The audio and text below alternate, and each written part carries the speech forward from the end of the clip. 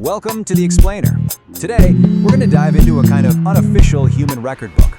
We're not just looking at who's the fastest or the strongest, but at the absolute outer limits of what a human being can be, what they can think, and what we can achieve.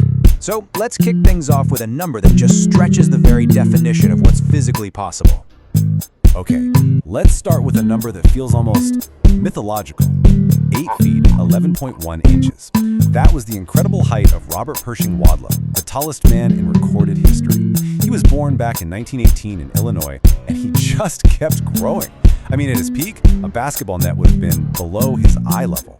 But that extreme height, well, it came at a cost. He very sadly died at just 22 years old from an infection caused by a faulty leg brace. His life is really a stark reminder of that fragile line between a record-breaking body and the incredible physical toll of pushing those biological limits. But human extremes aren't just physical. You could argue the outer limits of the mind are even more fascinating.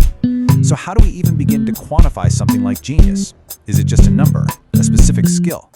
Let's turn the page now to the really complex world of intellectual precocity.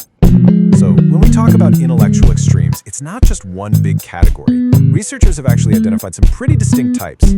First, you've got prodigies, who show this adult-level performance in a really specific field, and it often takes a ton of family support. Then there are savants, who have this intuitive, almost magical access to the rules of a domain, like music or math, but they can't consciously explain how they do it.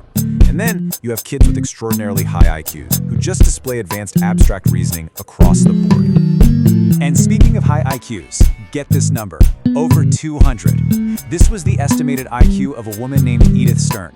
Just a day after she was born in 1952, her father announced his plan to mold her into the perfect human being. It was called the Edith Project, and it was intense. She was only exposed to classical music, she was forbidden from hearing baby talk, and by the time she was 5, she had read the entire Encyclopedia Britannica. She ended up going to college at 12 and earned a PhD in math.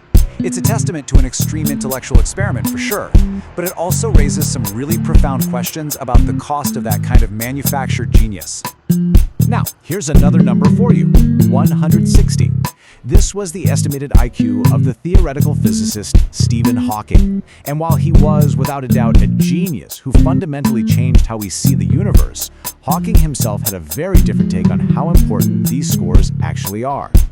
For Hawking, it was never, ever about the number.